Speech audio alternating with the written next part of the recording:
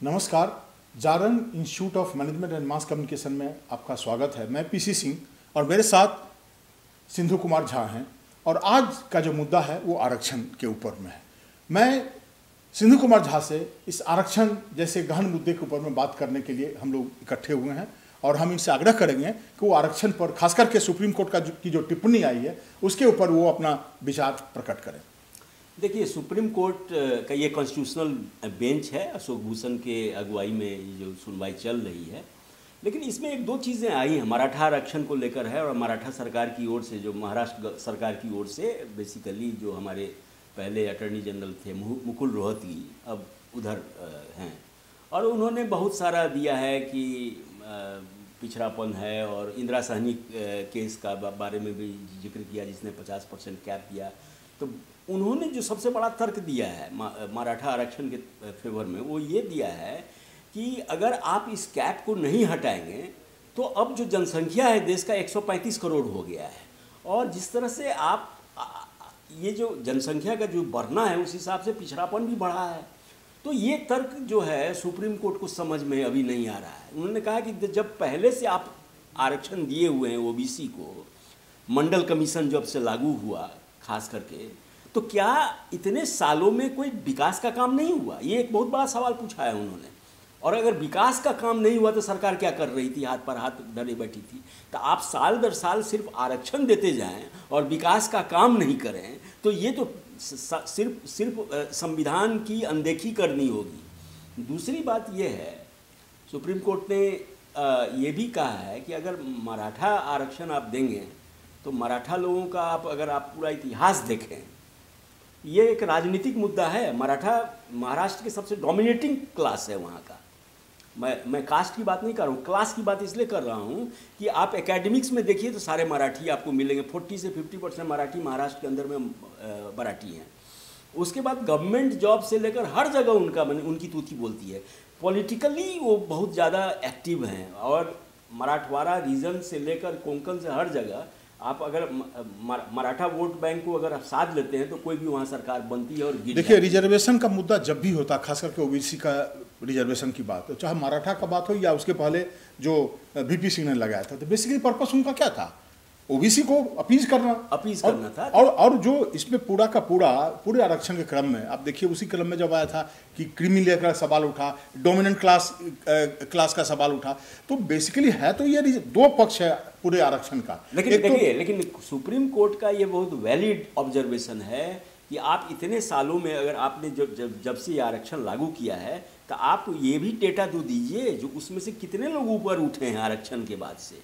ये डाटा सरकार के पास नहीं है। आप जो क्रीमी लेयर की बात करते हैं, ये बेसिकली ये सब क्रीमी लेयर की बात करना वोट बैंक को कट करना है। अगर आप जैसे ही वोट क्रीमी लेयर की बात शुरू करेंगे किसी भी पॉलिटिकल चुनाव में, तो वो पूरा जत्था जो है उस कास्ट का, वो आपके खिलाफ हो जाएगा। आपको याद होगा कि ये किरोड़ी सिंह बैसला जो हैं, क्या नाम है इनका, कर्नल बैसला, ये राजस्थान में गुर्जरों को ये आरक्षण दिलाने के लिए हमेशा पटरियों पर बैठते रहे हैं। और अब वो दवा नहीं है वो आंदोलन, वो आंदोलन अभी भी है। अब किसान आंदोलन के बाद हो सकता है अगला आंदोलन वही हो जाए। इसके अलावा जाट लोगों का भी अलग से है डिमांड। लेकिन क्या आपको इसका कोई और अंत लग रहा है? तब तो आरक्षण ही पर बात होते रही है। तो वही बात है, अगर 50% अगर कैप लगाया है, वो ऐतिहासिक एक निर्णय है, तो उसको ऑनर करना चाहिए, उसको ऑनर कीजिए। उसमें 10% आपने ये भी दे दिया एजुकेशनली और सोशली जो बैकवर्ड है इकोनॉमिकली, लेकिन एजुकेशनली एंड इकोनॉमिकली। लेकिन आपको इसके ऊपर क्या करना? 50% का तो कैप लगा दिया गया। लेकिन ये आज महाराष्ट्र पहला केस नहीं है, तमिलनाडु वगैरह में बहुत जगह है 50 से ज्यादा कर दिया गया है। इवन आंध्रा में भी है, इवन पूरे साउथ इंडिया में सबसे पहले सबसे ज्यादा तो तमिलनाडु। कहाँ संविधान के और एक्ट के इसका लोग ऑनर कर रहे हैं? असली बात दरअसल बात ये है ना। और ये भी आपको बता दें, एक बार 2016 के चुनाव में मोहन भागवत संघ ने आरक्षण पर सिर्फ कुछ अपना ऑब्जर्वेशन निकाला था। उसको तिल का तार इतना बनाया कि बीजेपी को उसकी बहुत बड़ी मुट्ठी। तिल का तार क्या, पूरा का पूरा आरक्षण समर्थक लोग, पूरे लालू यादव और नीतीश कुमार का मतलब अलायंस था ना उस समय। और ये भी मंडल कमीशन, आपको याद होगा कि मंडल कमीशन इसीलिए आनंद फानन में वीपी सिंह ने लाया था क्योंकि उसके अगले दिन देवीलाल ने किसान रैली, देवीलाल को काउंटर करने के लिए, देवीलाल को काउंटर तो याद है। हाँ, तो ये बेसिकली आरक्षण आर्थिक या सामाजिक रूप से नहीं है, ये बेसिकली एक राजनीतिक हथियार बन गया है सभी दलों के लिए। और जितने भी लोग हैं इसको जो भी टच करेगा उस पर्टिकुलर कास्ट का वोट बैंक जो है वो लूज कर जाए। लेकिन रास्ता क्या निकले, सुप्रीम कोर्ट भी कह रही है, और सुप्रीम कोर्ट ने के बाद रास्ता देखेंगे कि जो रास्ता ये है कि उनका एक डेटा आप तैयार करें, उसमें डेटा तैयार करें ABCD करके, उसके वे कैटेगरी करें कि एजुकेशन कितना हुआ है, उनका सोशल स्टेटस कितना बढ़ा है, उनको सरकारी नौकरी कितनी मिली है, वो क्या कर रहे हैं, वो आगे बढ़ रहे हैं कि पीछे। आपको लगता है कि फिर एक कोई कमीशन की जरूरत है जो इस पर गहन चिंतन करे? तो रहा है सुप्रीम कोर्ट ने, क्योंकि बार बार कहीं से आ रहा है, बार बार सुप्रीम कोर्ट ने जिस तरह से चिंता जाहिर की है, लगातार बहस चल रही है वहाँ पे। अब मुकुल रोहतगी ने कहा कि देखिए, आप रोहतगी ने जिस तरह कहा कि इस पे मूवमेंट हो रहा है, जो वहाँ का महाराष्ट्र का जो देते हुए, अरे भाई तो नासिक पूरा का पूरा घेर लिया था, आपको याद ही होगा, पूरा नासिक से। तब तो इस तरह का, ये तो बेसिकली कि अगर कहीं भी जो जिसकी जितनी संख्या है उसको वो करे और फिर आरक्षण के नाम पे पॉलिटिकल। लेकिन तब देखिए इसमें एक खतरा और है, अगर आप मराठा लोगों को आरक्षण देंगे तो और भाई बाकी लोग मान लीजिए, हाँ मराठा लोग जो कि बहुत एफ्लुएंट कास्ट है, आप जाट को आप आरक्षण देंगे या गुजर लोगों को देंगे आप, जो कि बहुत मिलिटेंट हैं राजस्थान और पूरे इस पश्चिमी उत्तर प्रदेश के एरिया में, तो फिर उसके खतरे हैं। उसके खतरे ये हैं कि जो जेन्यून इसके हकदार हैं, हाँ, जो जेन्यून हकदार हैं, हाँ, जैसे बिहार में इस तरह की कई सारी जातियां हैं। देखिए इसी संदर्भ में मैंने क्रीमी लेयर्स की बात कही थी कि जो विरोध करते कि क्रीमी लेयर्स जो है विद इन द जो मतलब जो दलितों के ही अंदर भी जो क्रीमी लेयर्स हैं, एलिट लोग हैं, उनको आरक्षण का फायदा मिल रहा है, और बाकी जो उसमें जो जो दबे कुचले लोग हैं वो बेचारे डिप्राइव्ड हो रहे हैं। तो क्रीमी लेयर का जो सबसे बड़ा सवाल है वो यही है कि जहाँ जहाँ भी आरक्षण मिल रहा है, जो अफ्लुएंट लोग हैं, जो ताकतवर लोग हैं, उसका ये फायदा उठा ले जा रहे हैं। सबको कहाँ मिल पा रहा है फायदा? उसके दलितों के अंदर या ओबीसी के अंदर अगर सबको मिले, उसमें जो प्रबुद्ध लोग हैं उनको इसका फायदा मिल जा रहा है। नहीं, उसमें जो पॉलिटिकली जो पावरफुल लोग हैं, जैसे आप देखिएगा बिहार में ओबीसी के अंदर सबसे पावरफुल कौन है? यादव लोग।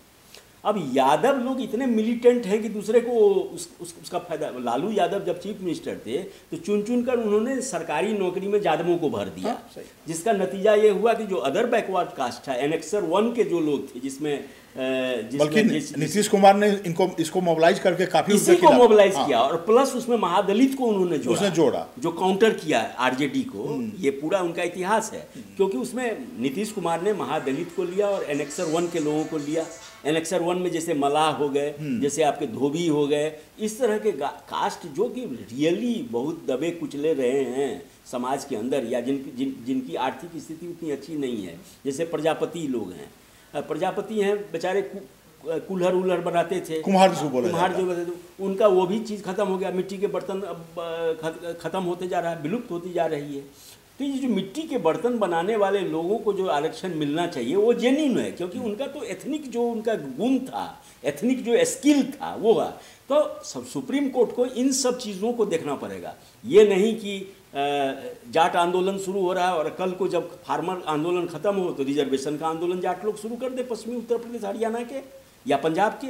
तो ये सब चीज़ों को सोचना। महाराष्ट्र में ये जो मराठा आंदोलन है, मैं इसका एकदम समर्थन नहीं करता हूँ, क्योंकि ट्रेडिशनली महाराष्ट्र की राजनीति में हमेशा वो दबंग कम्युनिटी रहा है, और अभी भी आप देख लीजिए मैक्सिमम जो ऐतिहासिक रूप से अभी भी जितने भी की पद हैं महाराष्ट्र के अंदर या महाराष्ट्र सरकार के अंदर, सारे मराठी लोग भरे हुए हैं। मतलब ट्रेंड ऐसा हो रहा है कि जो दबंग है उनको आरक्षण मिलना चाहिए, जबकि इसका मूल जो दर्शन है, फिलॉसफी है, वो नहीं है, वही डिफीट हो रहा है, वही डिफीट हो रहा है। और सुप्रीम कोर्ट ने इसी पर चिंता जाहिर करी है।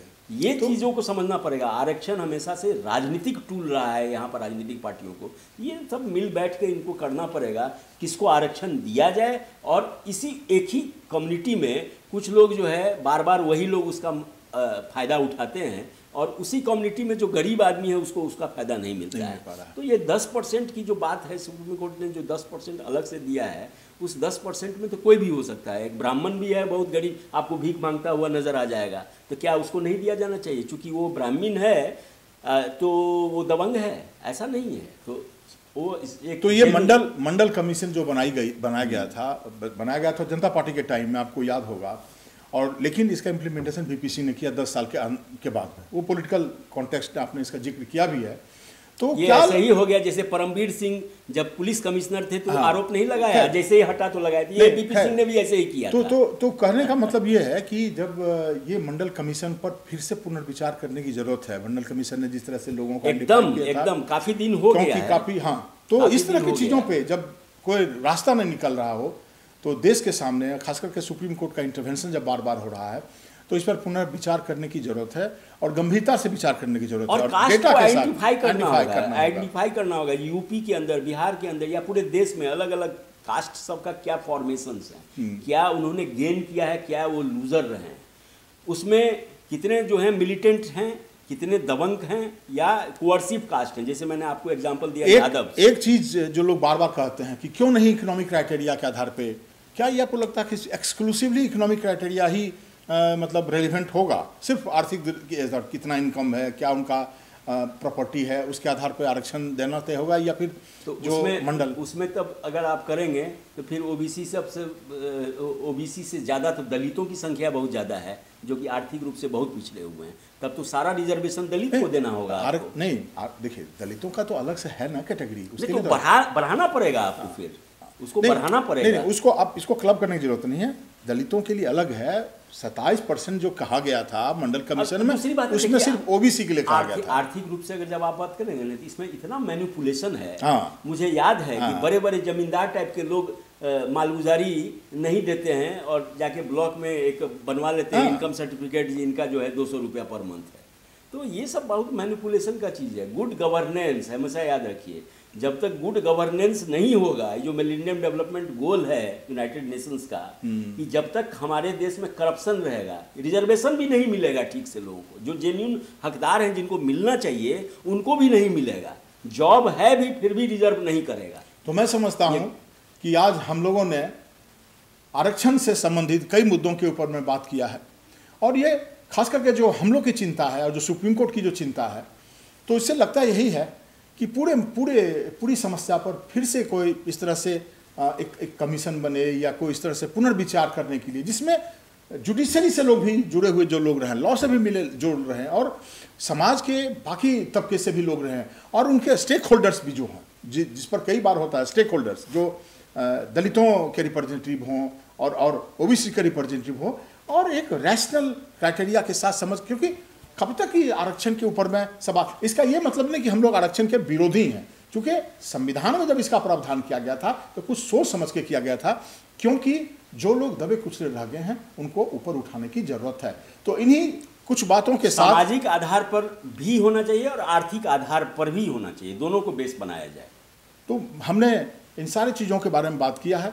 अगली बार हम जब मिलेंगे तो किसी नए मुद्दे के साथ, तब तक के लिए हम आप सबको एक बार फिर से धन्यवाद देते हुए सिंधु कुमार झा को भी धन्यवाद देते हैं। Thank you so much.